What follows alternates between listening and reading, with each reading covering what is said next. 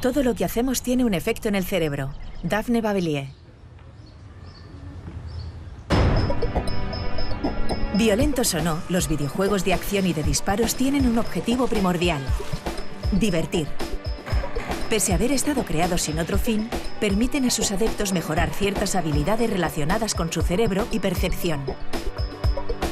En este capítulo de Redes, la neurocientífica Daphne Bavillier explica a Eduard Punset sus hallazgos en torno a este tipo de videojuegos y sus posibles aplicaciones en campos como la educación o la rehabilitación de pacientes.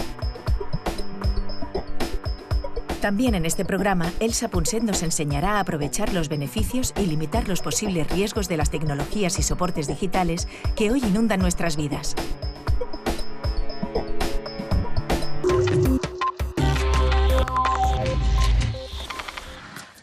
Daphne, es fantástico saber, gracias a ti, que los que juegan a videojuegos obtienen mejores resultados que los que no juegan a videojuegos.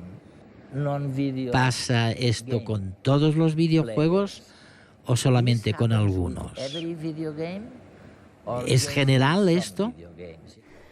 Me has planteado una muy buena pregunta. Nuestro estudio demuestra que los distintos videojuegos tienen efectos diferentes en el cerebro. Puedo contarte más sobre el trabajo que hemos realizado. Los juegos que hemos analizado no son el tipo de juegos que creerías que son buenos para el cerebro. A primera vista se trata de lo que llamamos juegos de disparos y acción. Si vuelves a casa y te encuentras a tu hijo de 12 años jugando a uno de ellos, lo primero que te vendrá a la cabeza no es: mira qué bien, mi hijo está persiguiendo zombies o monstruos, ¿verdad? Preferirías que hiciera sus deberes de matemáticas. Sin embargo, al estudiar estos juegos, hemos descubierto que repercuten de un modo profundamente beneficioso en varias habilidades distintas, como por ejemplo la agudeza visual o la capacidad de prestar atención. Es decir, en varios aspectos de nuestro razonamiento cognitivo. Por eso hemos empezado a interesarnos muchísimo por estos juegos.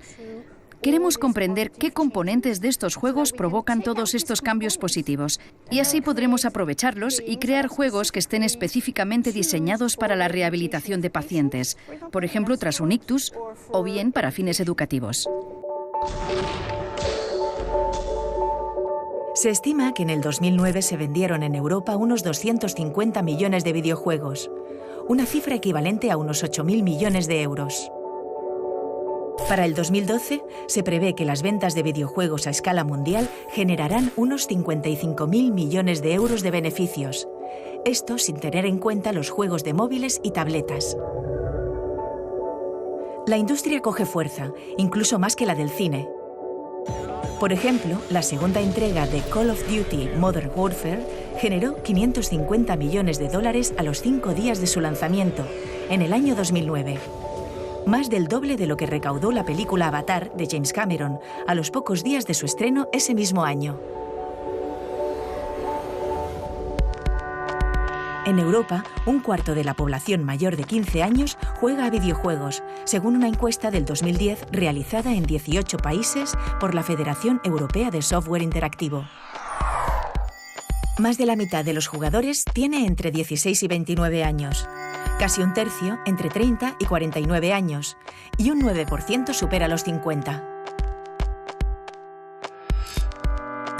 ¿Jugamos demasiadas horas?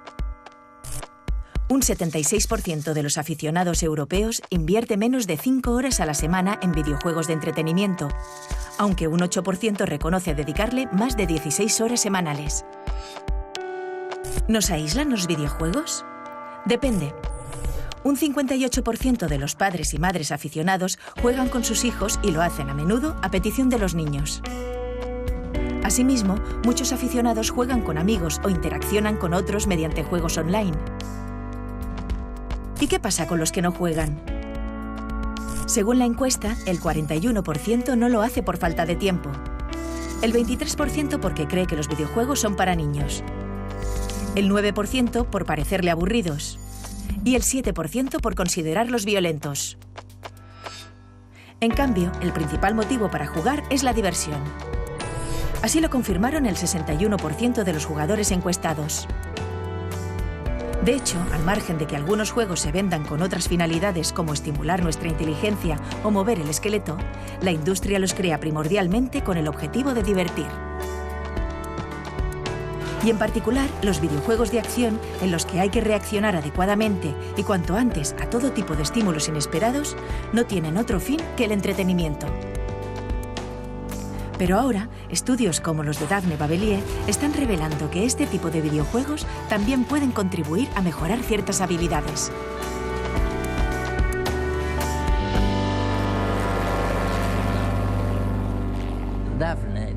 Daphne, hay algo que me preocupa a mí y a la mayoría de la gente. Me refiero a los juegos repletos de disparos y los juegos bélicos.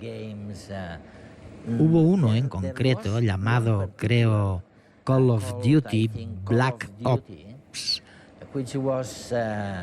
que salió hace un año y medio o así. Después de un solo mes de práctica, resulta que se había jugado durante 68.000 años en el mundo como conjunto. Vaya, resulta casi aterrador pensar en el impacto que un juego bélico como ese puede tener o tiene. ¿Es eso perjudicial?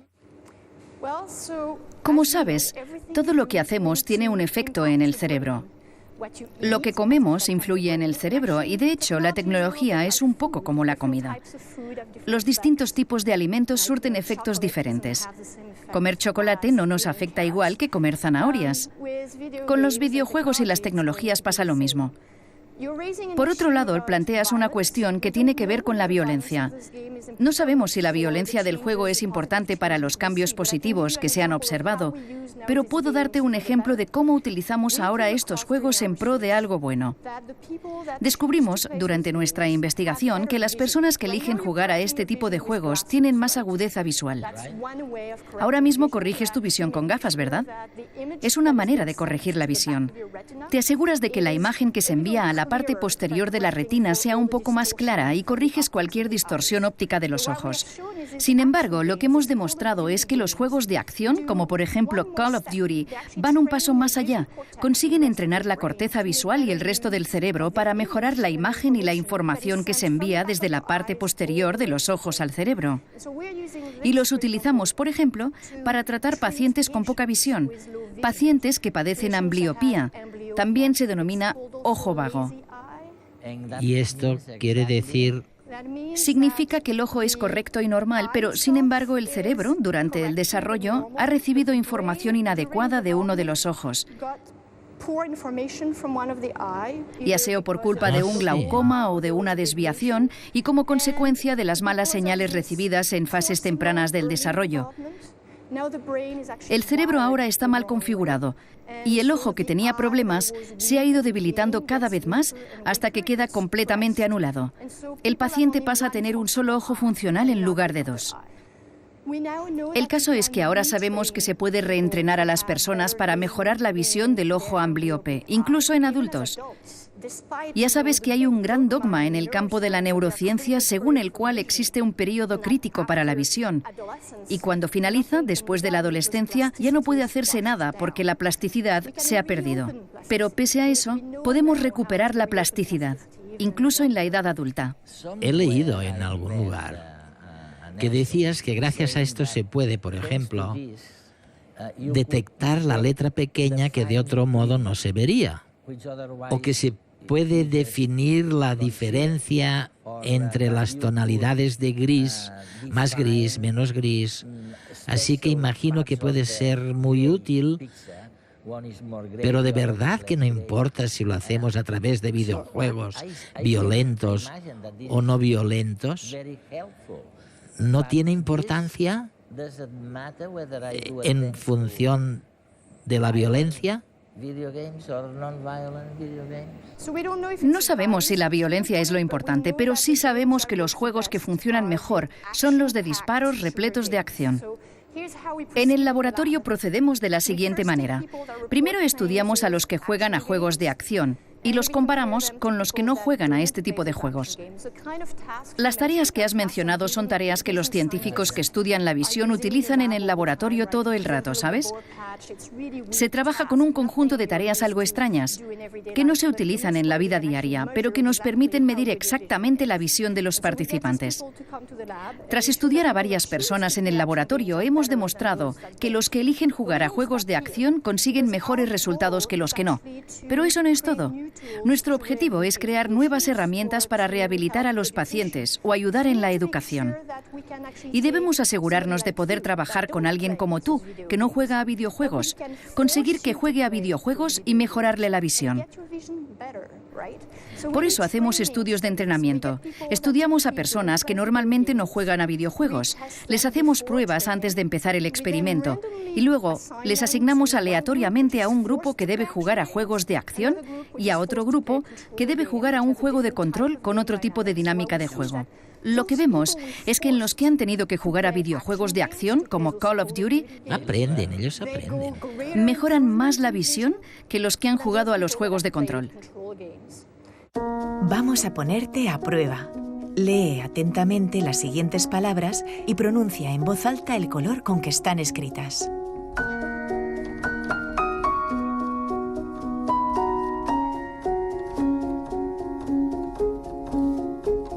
¿Qué tal?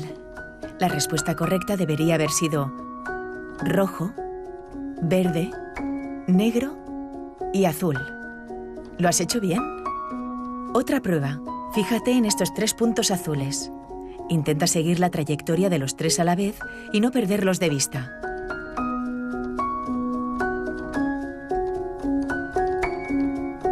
¿De qué color era el punto del interrogante? ¿Azul? ¿Amarillo? Era amarillo. ¿Acertaste? Si eres aficionado a los videojuegos de acción, es posible que tu respuesta en ambos ejercicios haya sido más rápida y acertada que una persona no interesada por estos juegos. De hecho, pruebas como estas, con elementos que distraen nuestra atención y nos dificultan la respuesta, son muy útiles para cuantificar ciertas habilidades relacionadas con la atención, la visión o algunos procesos cognitivos. Mediante ejercicios similares, el equipo de Daphne Bavelier está constatando que estas habilidades pueden mejorar con los videojuegos de acción. Para ello, los científicos reclutan a voluntarios jóvenes, jugadores de videojuegos de acción y no jugadores. Los jugadores participan en un experimento basado en la práctica de estos videojuegos. Es decir, invierten unas pocas horas a la semana, durante algunas semanas, a matar zombies, perseguir extraterrestres o combatir contra todo enemigo viviente.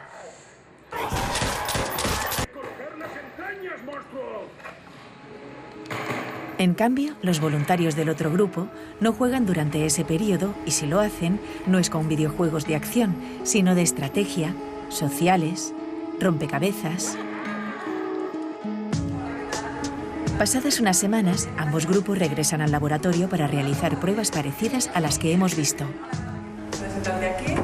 En los más de 20 estudios de este tipo publicados por el equipo de Bavelier, los jugadores de videojuegos de acción muestran una mejora de las habilidades puestas a prueba, comparado con el grupo de no jugadores. Así, los jugadores reaccionaron más deprisa a los estímulos y situaciones de conflicto. Mostraron una mayor agudeza visual, siendo más capaces de extraer información y detectar más deprisa los objetivos dentro de un conjunto. Además, revelaron una sensibilidad a los grises más elevada. Es decir, detectaron mejor las sutilezas de las sombras en un entorno de niebla. La atención a sus objetivos también fue mayor. Se distrajeron menos por la información no relevante de las pruebas. Asimismo, fueron más rápidos para cambiar de tarea y tomar decisiones. Bavelier sostiene que estas mejoras podrían ir más allá de los videojuegos de acción y ser útiles en ciertas actividades de la vida cotidiana como conducir o contribuir al aprendizaje y a la rehabilitación de ciertos pacientes. Una cosa que las madres comentan mucho es la multitarea, la realización de múltiples tareas simultáneamente. ¿Se puede mejorar este tipo de acción? ¿O quizá no tenga mucho que ver con los que juegan a videojuegos? ¿Pueden servir para mejorar estas capacidades?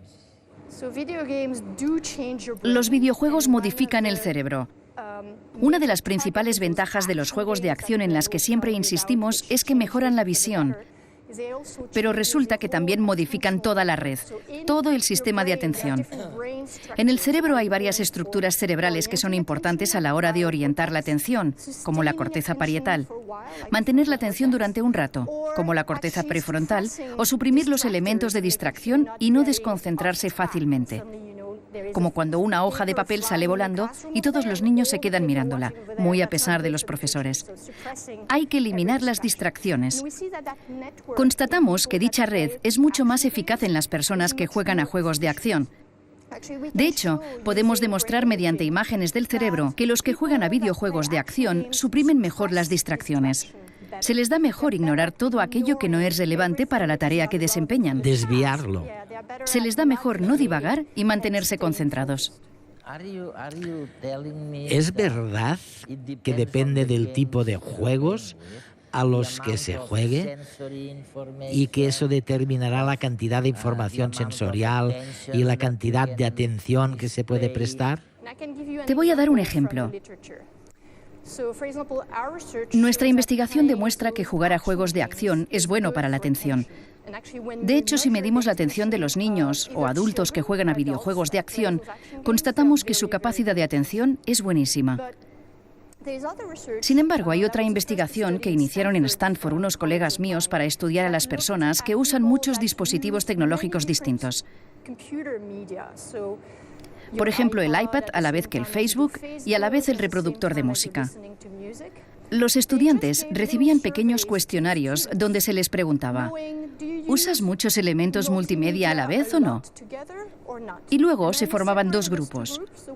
Uno con los que afirmaban usarlos mucho y otro con los que no los utilizaban tanto. Después volvían a estudiar el control de la atención y el control ejecutivo. Pues bien, por mucho que los que utilizaban mucho la tecnología y realizaban múltiples tareas tecnológicas a la vez creyeran que tenían muy buena atención y muy buen control, resulta que los resultados que obtuvieron en las pruebas de laboratorio fueron pésimos. Por tanto, no hay nada puramente intuitivo que podamos saber sobre cómo afectará la tecnología al cerebro. Hay que ir al laboratorio y medirlo. Es la única manera de saberlo. Es fascinante, es increíble, ¿no? El darse cuenta de la importancia que los videojuegos tienen o pueden tener en la vida en general. ¿Cuáles crees que son las posibilidades de utilizar los videojuegos para la educación, para los sistemas educativos? Sabemos que lo mejor para aprender, la mejor manera de aprender, es asegurarse de que el que aprende lo haga a un nivel que siga resultándole estimulante, pero que le permita comprender lo que está pasando. Vygotsky, por ejemplo, acuñó la noción de zona de desarrollo próximo, que es la zona en la que el alumno debe encontrar interesante la tarea. Tiene que resultarle un poco difícil, pero no demasiado. Estás mencionando algo que creemos que es extremadamente importante. Me refiero a la mezcla entre entretenimiento y conocimiento. Llevo toda la vida enseñando y he descubierto al final del periodo de docencia que como no seas capaz de entretener a tus alumnos, no podrás enseñarles nada de nada. Entretenimiento y conocimiento van juntos. Deben querer aprender. Esa es la clave. Tal vez no sepan que quieren aprender, pero se comportarán de un modo en el que quieran aprender. No se trata de acumular muchas horas de práctica. El mejor factor determinante es lo que llamamos práctica deliberada, es decir, que el niño elija jugar al ajedrez en lugar de ir al cine con los amigos. Lo importante es que sea una elección por parte del que aprende, que prefiera esa actividad a otras actividades. Es realmente un aspecto fundamental de la motivación. Y los videojuegos son fantásticos. Como decías antes, atraen a muchas personas que quieren jugar. Imagínate que pudiéramos enseñarles matemáticas a los niños porque quisieran jugar. Porque quisieran jugar. ¿A que sería maravilloso? Es algo en lo que realmente debemos trabajar y la tecnología nos abre muchas puertas para lograrlo.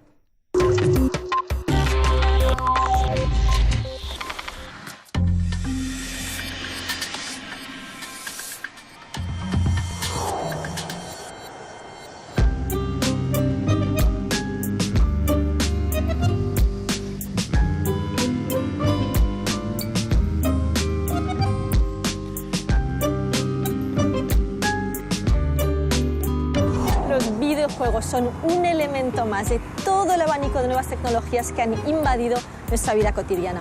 Han revolucionado nuestra manera de comunicarnos, de conectarnos, de aprender y también de entretenernos. Con los videojuegos potenciamos la plasticidad cerebral, es decir, la capacidad que todos tenemos y que hay que ejercitar como un músculo para aprender y adaptarnos a los cambios que nos rodean desde la niñez hasta la vejez.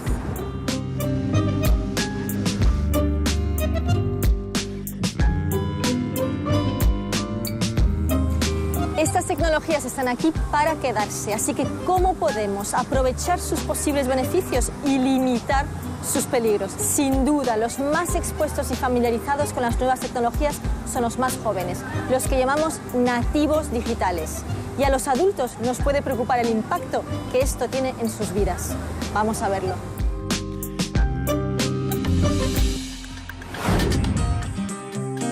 Parece casi impensable, pero los niños y jóvenes pueden estar haciendo los deberes, escuchando música o chateando con el móvil y hacerlo todo al mismo tiempo. Y además pueden hacerlo bien, aunque a la mayoría de adultos les resulte complicado centrar la atención en varios puntos a la vez. Y es que sabemos que el uso inteligente de los ordenadores y videojuegos fomenta nuestra capacidad para hacer varias cosas al mismo tiempo. Es lo que llamamos el efecto multitarea.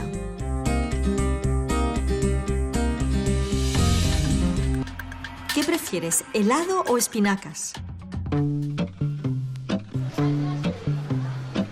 En realidad, Internet y las nuevas tecnologías son como ese helado de espinacas. Te permiten unir los beneficios de las espinacas con el sabor tentador de un helado. Y es que podemos aprender cosas útiles disfrutando. ¿Te apetece probarlo? ¿Quiere probar un poco de helado de espinacas? ¿Qué te parece? Bueno, está mal. ¿Ah? Bueno. Muy bien, muchas gracias. ¿Bien? Yeah, exactly. Very healthy. Very healthy.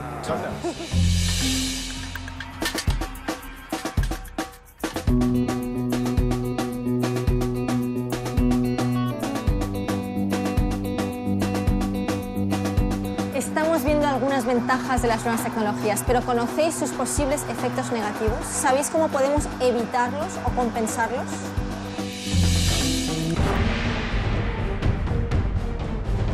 En el caso de los videojuegos hay una relación clara entre jugar a videojuegos violentos y un aumento de los pensamientos agresivos. ¿Pero tiene la culpa la tecnología? ¿O cómo utilizamos nosotros esa tecnología? Vamos a ver a qué jugamos.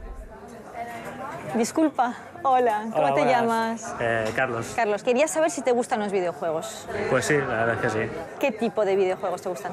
Pues de todo en general, de deportes, de rol, de acción. Sobre todo deportes y motor. A mí me gustan más los de acción, los de tiro y tal. ¿Qué clase de videojuegos te gustan?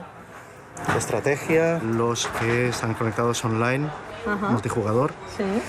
Son mis preferidos. Pues de deporte, sobre todo el fútbol. Generalmente juego a fútbol. ¿Juegos violentos te gustan? No es que me gusten, pero me gusta jugar contra mis amigos porque hay esta competencia que a ver quién gana y quién no. Deportivos, de deportes.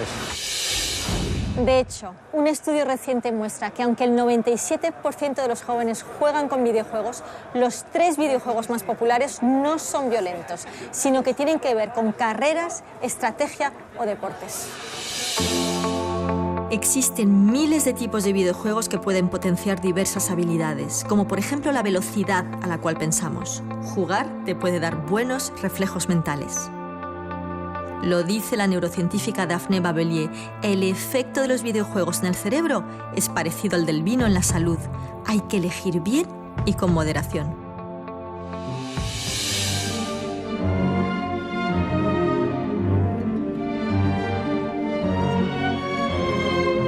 Otro peligro de un uso inadecuado de las nuevas tecnologías digitales es la falta de empatía. La empatía es nuestra extraordinaria capacidad de ponernos en la piel del otro, de sentirlo.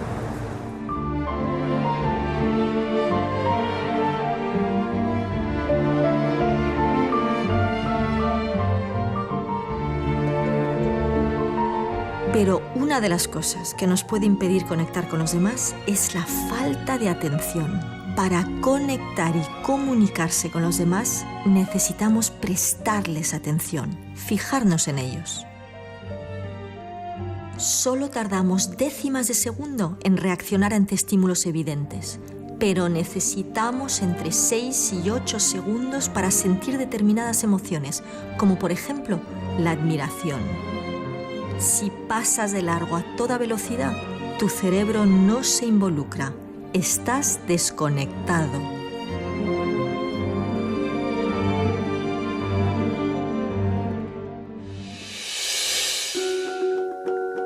La soledad es un sentir, un estado psicológico que tiene mucho que ver con cómo nos relacionamos con los demás. ¿Sabías que la tendencia actual es a reunirnos menos y a tener menos relaciones de confianza? Tal vez por ello, medidas como la escala de soledad de la Universidad de California muestran que el sentimiento de soledad crece dramáticamente en nuestra sociedad, sobre todo a medida que envejecemos.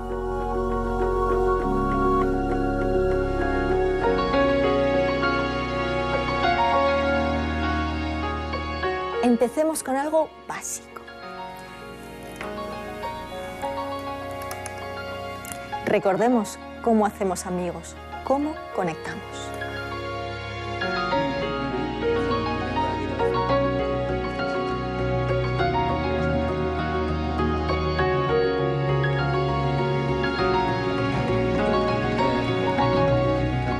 En resumen, hay que equilibrar el uso de las comunicaciones digitales con el contacto físico y emocional con los demás.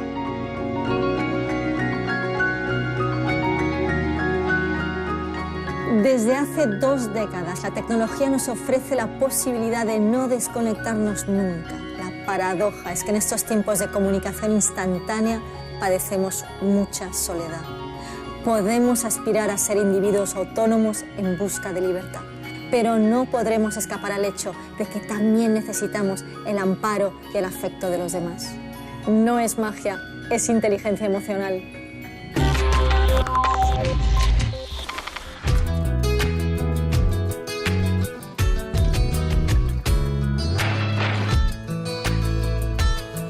Me gustaría saber en qué parte del universo estamos.